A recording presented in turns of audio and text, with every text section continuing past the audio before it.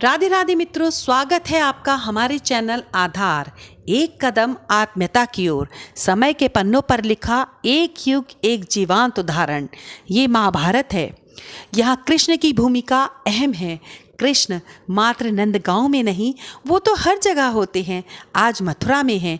आज मथुरा कंस के अत्याचारों से मुक्त हो अपनी मर्जी से सांस ले रहा है।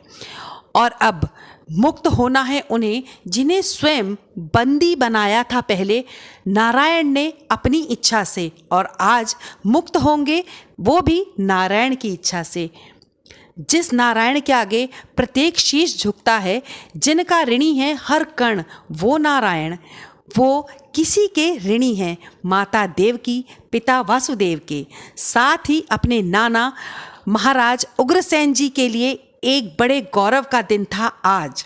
कारावास से छूटने के बाद कृष्ण ने अपने नाना उग्रसेन जी का वो सम्मान वापस दिलाया जो उनके पुत्र कंस ने उनसे छीन लिया था। ये पुत्र नहीं, ये कुपुत्र था। कुपुत्र कंस ने उनसे छीन लिया था।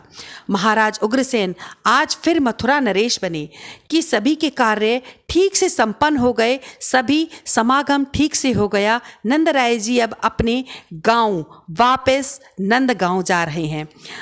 वासुदेव जी की आज्ञा मांग रहे हैं। कान्हा भी उनके साथ मैया यशोदा के पास मिलने की जिद कर रहा है कि मैं भी चलूँगा बाबा तुम्हारे साथ। वासुदेव जी समझाते हैं, अब तुम पर बहुत सी जिम्मेदारियां हैं पुत्र। फिर अभी तक तुम यशोदा मैया के पास ही तो रहे कि जरा तनिक अब थोड़ा सा दुलार देवकी मैया को भी करने दो। नंदराय जी अपने गांव वापस आ जाते हैं। यशोदा मैया अपने कान्हा को चारों ओर ढूंढ रही है। क्यों परेशान कर रहा है कान्हा? कान्हा, मेरे कान्हा कहाँ छुप कर बैठ गया है? अब नंदराय जी समझाते हैं, यशोदा अब तुम्हारा कान्हा वो गोद का छोटा सा कान्हा नहीं रहा जो तुम्हारी छोटी सी गोद में आता था, कभी छुप जाता था। ये तीनों लोगों का कान्हा है, तीनों लोगों के नाथ हैं। यशोदा मैया बहुत रोती हैं। माँ के आगे त्रिलोक की बातें, ये बड़ी बड़ी बातें, ये बड़े बड़े उदाहरण मुझे ना समझ में आते। जब वो रात को रोता था तो मैं उसे चुप कराती थी, मैं उसे लोरी सुनाती थी। त्रिलोक तब कहाँ जाता था? ग्वालों के ताने मैंने सुने, मैंने सहे, त्रिलोक ने नहीं। मेरे लल्ला को कब क्या दुख है उसके बिना कहे मैं समझ जाती थी, त्रिलोक नहीं।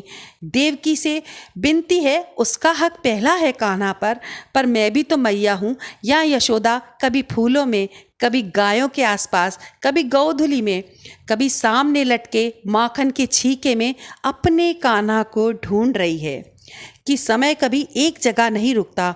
दूसरी ओर वनों में पांडु अपने पांचों पुत्र व अपनी दोनों रानियों कुंती व माद्री के साथ बहुत प्रसन्न हैं। पांडु अपनी तपस्या में बैठे हैं कि पास ही उनकी पत्नी एक बह रही नदी में स्नान करने जा रही हैं। सहसा उनकी नज़र इस प्रकार अपनी पत्नी माद्री पर पड़ती है कि वो कामावेश को प्राप्त हो जाते हैं, जिस पर उन्हें ऋषि किदम्ब का श्राप है कि पत्नी का सुख प्राप्त करने से पहले ही तुम मृत्युलोक को प्राप्त हो जाओगे और तुम्हारी मृत्यु निश्चित है। और ऐसा ही होता है। महाराज पांडु की मृत्यु हो जाती है, वो मृत्यु को प्राप्त हो जाते हैं। माद्री स्वयं को अपने पति की मृत्यु का जिम्मेदार मानती है। अपने दोनों पुत्र नकुल व सहदेव को कुंती को सौंप वो सती को प्राप्त हो जाती है।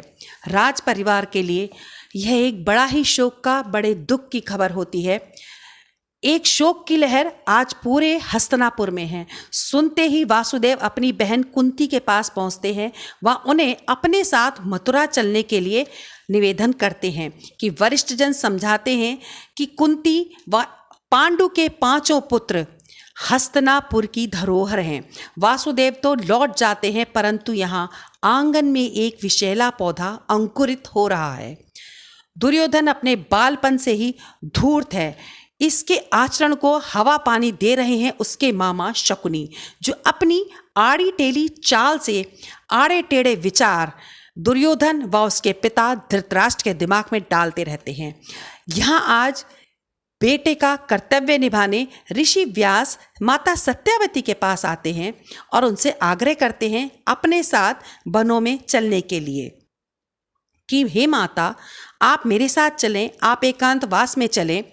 आपका यहाँ रहना अब उचित नहीं है। भविष्य में जो होने वाला है उसे आप देख नहीं पाएंगी, उसे आप समझ नहीं पाएंगी।